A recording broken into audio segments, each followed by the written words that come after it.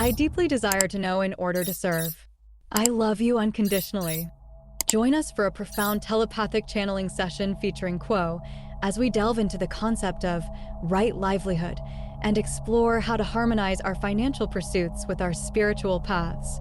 In this enlightening session from January 7th, 2017, we learn valuable insights about shifting our attitudes towards making money, integrating our spiritual aspirations with our daily work, and finding fulfillment during this significant time of spiritual transition. January 7th, 2017. Channeling disclaimer. This telepathic channeling has been taken from transcriptions of the weekly study and meditation meetings of the Rock Creek Research and Development Laboratories and L/L Research. It is offered in the hope that it may be useful to you. As the Confederation entities always make a point of saying, please use your discrimination and judgment in assessing this material. If something rings true to you, fine. If something does not resonate, please leave it behind, for neither we nor those of the Confederation would wish to be a stumbling block for any. Today we'd like to speak about finding right livelihood in this time of spiritual transition. Can you please speak about how we can change our attitudes around making money and how we can integrate our need to make money with our spiritual path? Jim channeling. Quo. I am Quo and I greet you in love and in light, my friends, this afternoon. It is with the greatest of pleasure that we offer ourselves in the attempt to speak to your query today. First, as always, we must ask a favor. That is that you will take that which has value to you from what we say, leaving all behind that has no value, for we wish to serve you as best we can. We are not considered authorities, shall we say. We are your brothers and sisters and have moved somewhat further down the road that you now travel as well. You ask this day what is the proper attitude to take in discovering your right livelihood, as you call it, the means by which you offer your services to others in the manner in which you receive recompense for such. This is a question which is well worth consideration, especially in the times in which you now exist, for they are gradually, at the moment, changing into that which is of a more harmonious nature from that which has been based upon the exchange of monetary emolument, realizing no innate justifiable purpose for codifying and mystifying the nature of value.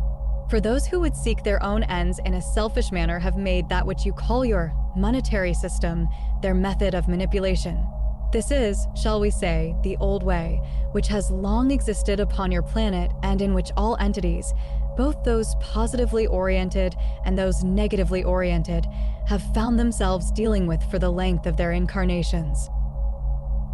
It is a kind of attitude which sees people as commodities and things to be used, to be valued in the using, without concern for the heart of being that beats within each, and has the potential of realizing so very much more in the simple accomplishment of a task and reward as if it were a carrot and a stick. You seek this day and all days from now on, and have for some time, the means by which you may realize a more harmonious manner of choosing how you shall expend your energies, and for what reason you shall act in that manner, for you are all conscious seekers of truth. You are all those that have become aware that the universe in which you live is not made up of separation and individuals that have no relationship to each other than the monetary exchange between them. You realize that the one creator exists in all entities and all things, and you wish to honor and glorify that one creator in every instance in which you partake. Thus is the rightness of your livelihood defined, that which honors the creator of all and seeks the creator of all and reflects the creator of all. Thus, my friends, as you ponder with your heart, with your mind, with your emotions, and with what you may call your intuition, how to proceed upon this new path of right livelihood, we would suggest that you utilize all of these assets that are yours in order to give yourself a rounded picture, shall we say, of possibilities.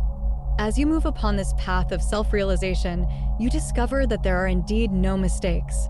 In fact, there have been no mistakes, though there seem to have been many, in the old ways of doing things, for example, and yet each step that mankind and humankind has taken, whether it be a step forward, a step backward, a step or two to the side, all of these have been necessary to bring you to where you are now, and where you are now is at a point of decision-making.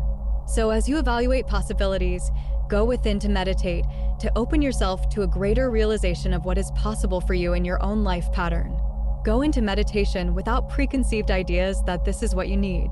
Realize that if you are moving in unity with the one Creator, the Creator knows well what you need and will provide it. Rather, go into the meditative state in an open fashion, opening your being completely to possibility. Realize that you entered this incarnation with many choices of lessons wished to be learned, opportunities to be experienced, services to give, joy to be shared, love to be given freely to all. When you open yourself to possibilities, you are opening yourself first to these pre-incarnative choices that you have fashioned a potential incarnation out of. It does not mean that these will happen without your choice. It means that you shall have the opportunity to choose. Thus, what you determine before the incarnation meets your free will in the incarnation. If you can tune yourself to receive that from yourself, from your subconscious mind that has been placed there before the incarnation, you shall be able to make a choice that is in harmony not only with your own choices, but with the choices of the one Creator that have been placed in all those entities about you as well. As you are able to open yourself in this fashion, then receive whatever guidance is available. Come out of your meditation, and keeping that open sense of your being in the forefront of your perceptions, move through your daily round of activities, looking always for opportunities to express the love of the Creator to those about you, looking always for ways to serve those who you find in your path of experience for the day. Look for those synchronicities and coincidences, those subjectively interesting happenstances that find their way to you somehow you do not know, and yet, when they find their way to you, you recognize the rightness of their appearance. You recognize that this is a portion of your own creation that has moved to you through your own free will. Look at this gift as that is what it is, a gift from your greater self to you within the incarnation. Open it, examine it, feel it, perceive its heart, shall we say. See if there is a way by which you might utilize it as an enhancement of your own deepest nature of one who seeks to know the Creator in all, of one who seeks to love the Creator in all, of one who seeks to serve the Creator in all. If this is a manner in which you may pursue in a daily fashion that which is inside of you, then your days shall become, shall we say, firmly rooted, or strongly structured in the foundation of your being that you have reached through meditation, and then in the experience of the day this becomes a tool. This becomes a manner in which you approach your life, your patterns of experience, your processing of catalyst. By taking time each day, perhaps at the beginning of your day would be most efficacious, to meditate upon the deepest desires of your heart, the opening of your being as it exists in its ideal state, and then coming from the meditation into your daily round of activities with that sense of purpose as a lens through which you see that which comes before your notice. Realize also that you do not operate within a vacuum. You are not alone on this path, far from it, my friends. You do have your friends that are both seen and unseen.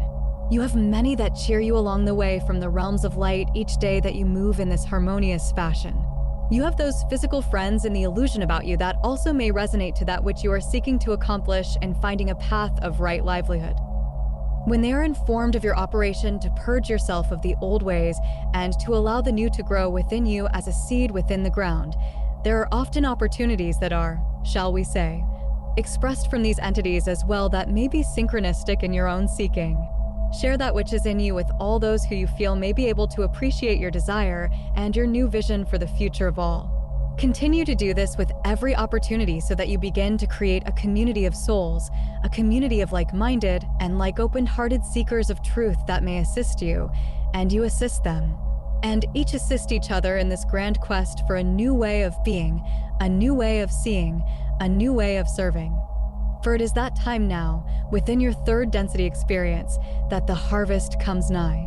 It is the time that many feel is a darkened time, a confused time, a perilous time, a dangerous time, and yet, my friends, we tell you it is said truly that it is darkest before the dawn, and my friends, the dawn does come. It is slowly appearing now within the hearts of those such as yourselves that speak of these things, that seek these things, for it is that which is meant to be.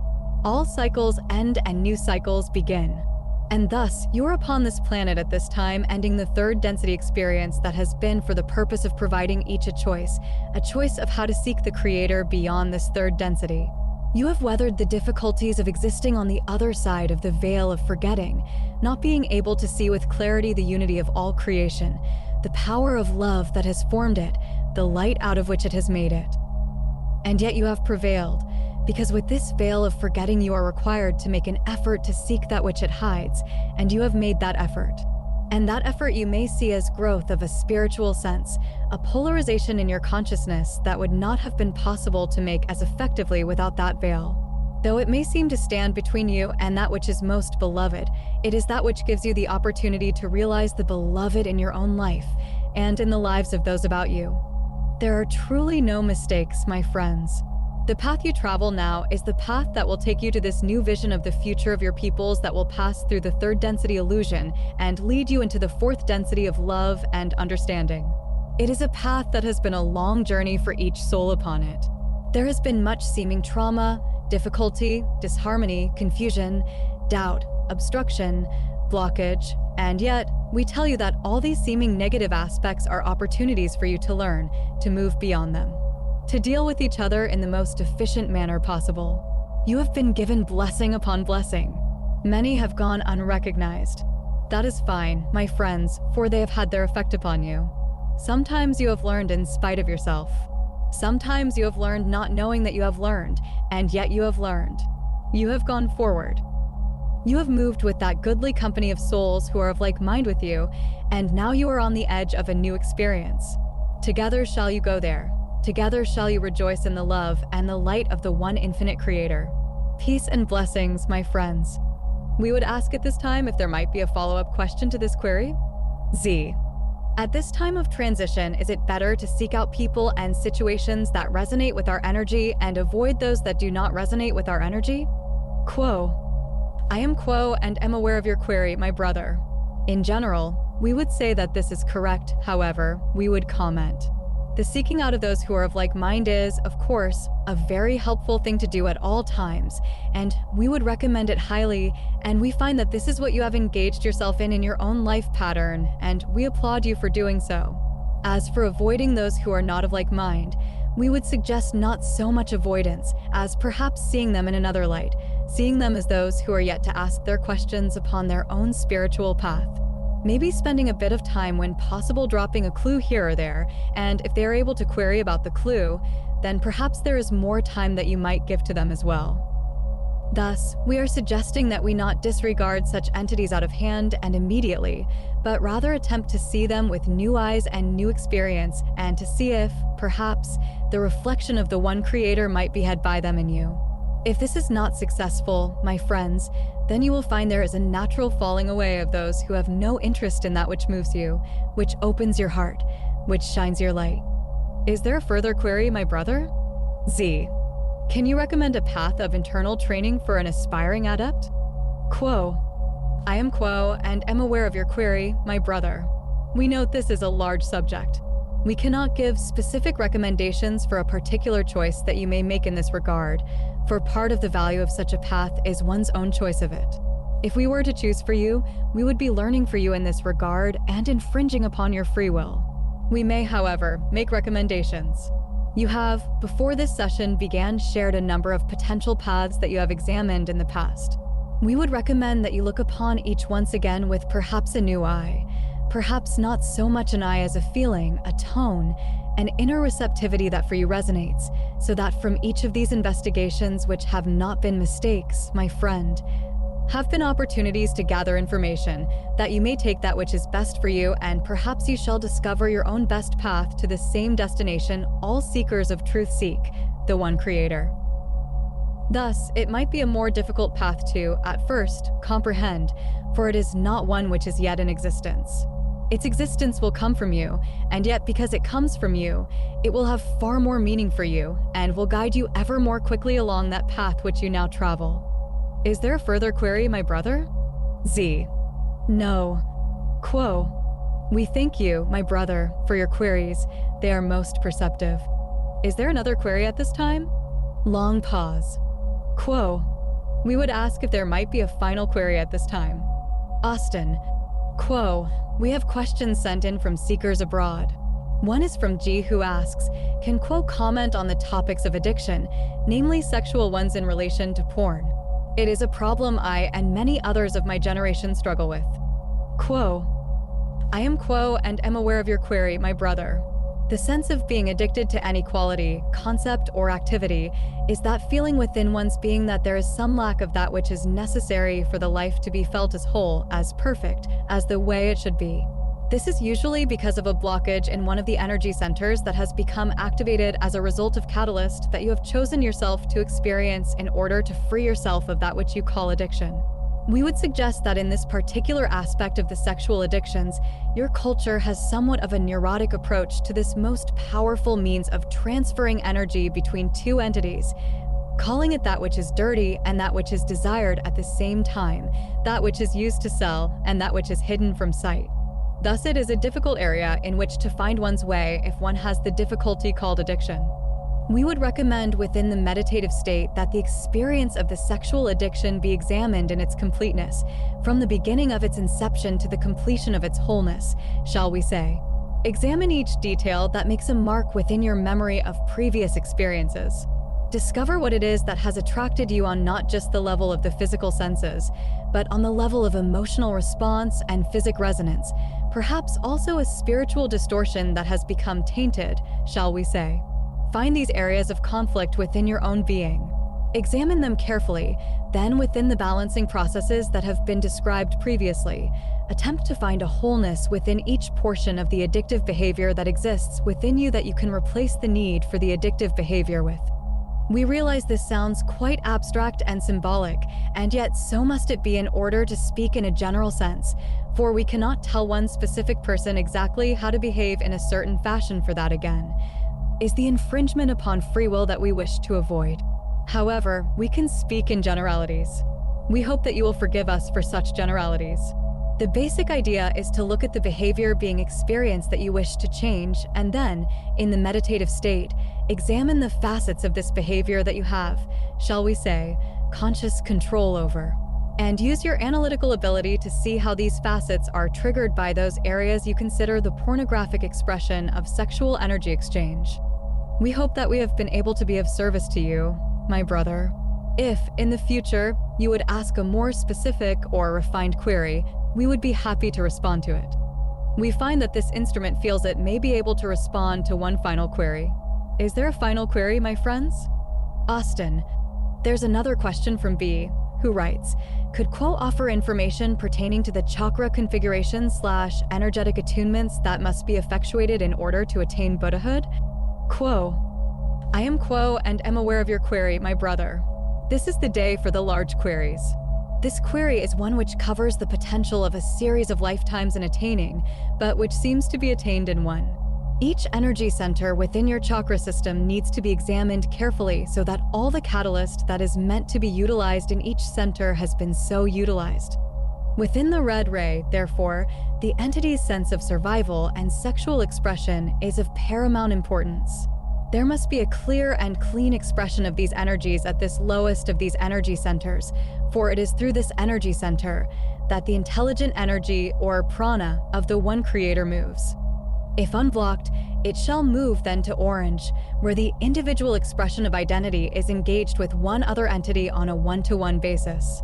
Catalyst here begins to mount, shall we say, as the self experiences another self in a direct sense, most intense in its expression of the emotions and the identity and the experience that is shared. There is a great deal of catalyst here that needs balancing, as there are disharmonies oftentimes that offer opportunities for reharmonization and the clearing of this energy center. If it is cleared, then the prana of the one creator may move higher to the yellow ray energy center, where the self expresses its beingness within the groups that surround it, be they family, be they school, work, community, teams, etc. Here the catalyst again grows at what you may call an exponential level, for there is not just one other self with which the self experiences relationship, but many, many other selves. The disharmonies and confusions are potentially many in this energy center. Again, one must be able to balance all of these disharmonies that are again opportunities to learn in order for the energy of the one creator, the prana, to continue this movement upwards. Then, the heart energy center is that which signals the ability of the entity to give love to all those about one, even those one does not know, for at this energy center, the expression of love is universal in its sense of being given without expectation of return. This energy center is that which signals the harvestability of the mind/body/spirit complex that is able to open it and keep it open, shall we say, in the regard of giving more than is received. The blue energy center is that of the throat chakra, the ability to communicate clearly, to inspire even with the communication, to give it freely without again any expectation of return. And then we come to that great turning point, the indigo ray energy center, the center of the adept, that center which expresses one's being most effectively, the magical nature of all creation, the ability to create changes in consciousness at will, the one creator expressed as the individual self. When the energy is able to move into the indigo ray energy center, then there is the ability to send the spirit shuttle, shall we say, to the violet ray and to experience the one creator, the union with the one creator, the joy of the one creator. At this point, the service to all entities becomes an automatic response to feeling this Buddhahood, shall we say, for the violet ray energy center is also known as the Buddhic center. It is that which is whole and complete, that which expresses for the individual the complete balance of all lower energy centers. Thus, this journey is one which is, for many, a journey that takes many lifetimes and yet culminates in a single lifetime, and is one which allows the entity to move throughout the universe with ease and facility, for one is then a portion, an active portion, of the one creator. We are Quo, and at this time we shall take our leave of this instrument, for it has grown weary with the last effort. We leave each as we have found you, in love and in light. We thank you with great humility for your invitation to us this day. It has been a joy and a privilege to be with you. Your light is inspiring as it reaches to the heavens. Be at peace, my friends, all is well and all shall be well. We are known to you as those of Quo. Adonai Vasu Beregas.